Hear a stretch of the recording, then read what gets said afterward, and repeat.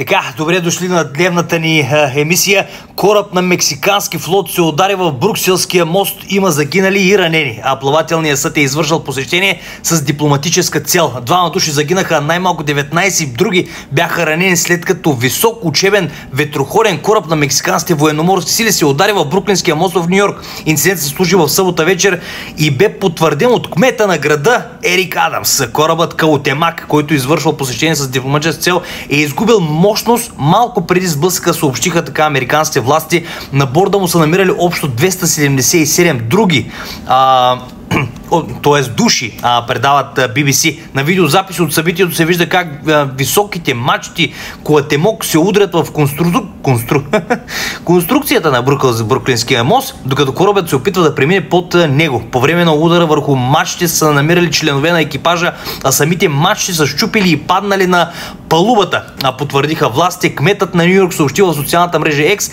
че двама души са загинали, а 19 са пострадали, като двама от тях са в критично състояние. Това са дневните новини от Лейко Чукубов.